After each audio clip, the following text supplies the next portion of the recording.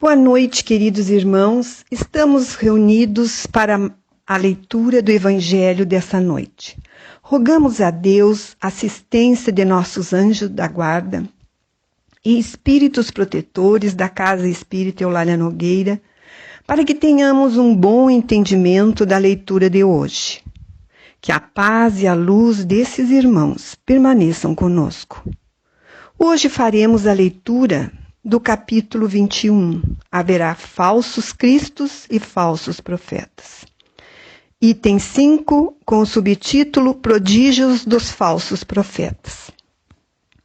Surgirão falsos cristos e falsos profetas, que farão grandes prodígios e coisas surpreendentes, para enganar os escolhidos.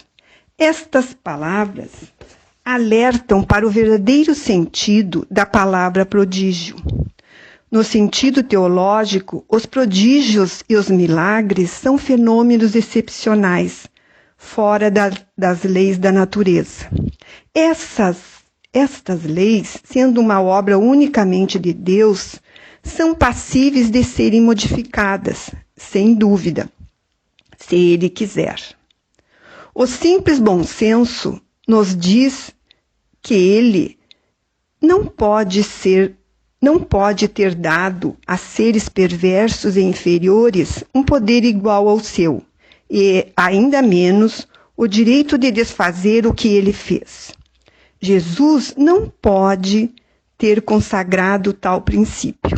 Se, pois, segundo o sentido que se atribui àquelas palavras, o espírito do mal tem o poder de fazer tais prodígios, que até mesmo os eleitos seriam enganados, disso resultaria que, podendo fazer o que Deus faz, os prodígios e os milagres não são privilégios exclusivos dos enviados de Deus e, por isso, nada provam, uma vez que nada distingue os milagres dos santos dos milagres dos demônios. É preciso, pois, procurar um sentido mais racional para essas palavras de Jesus. Aos olhos do povo, todo fenômeno cuja causa é desconhecida passa por algo sobrenatural, maravilhoso e miraculoso. Conhecida a causa, reconhece-se que o fenômeno, por mais extraordinário que possa parecer, nada mais é do que a aplicação de uma lei da natureza. Assim, o círculo dos fatos sobrenaturais se restringe à medida que se alarga o conhecimento das leis científicas.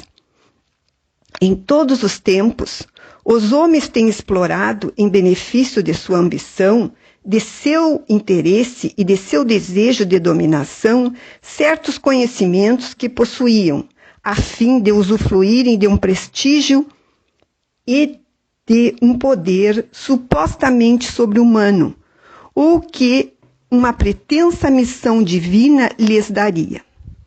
Estes são os falsos cristos e os falsos profetas. A propagação dos conhecimentos acaba por desacreditá-los, e eis porque seu número diminui à medida que os homens se esclarecem. O fato de operarem o que aos olhos de algumas pessoas passa por prodígios não é, portanto, sinal de uma missão divina, uma vez que pode resultar de conhecimentos que qualquer um pode adquirir, ou capacidades orgânicas especiais, que tanto o mais digno quanto o mais indigno pode possuir. O verdadeiro profeta se reconhece por características mais sérias e exclusivamente de ordem moral. Essa lição nos mostra que a diferença entre o falso profeta e o verdadeiro profeta são as características morais. Reconhecemos o verdadeiro profeta não por suas palavras, mas por seus atos, já que o verdadeiro profeta é um enviado de Deus, deve ser necessariamente um homem extraordinariamente bom, caridoso, humilde e, se possível, verdadeiramente evangelizado. Assim, irmãos, passamos para a última parte do Evangelho dessa noite, agradecendo a presença dos Espíritos de luz que nos acompanham e pedimos por todos que sofrem, pelos que estão doentes, seja a doença que for, pelos lares em desarmonia, pelos irmãos que se encontram nos presídios, pelos que têm fome, pelos médicos e enfermeiros e todos que trabalham nos hospitais neste momento de pandemia.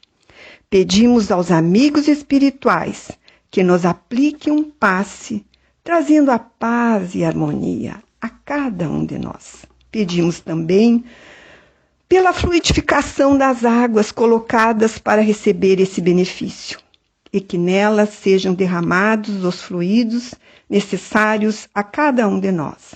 Uma boa noite a todos.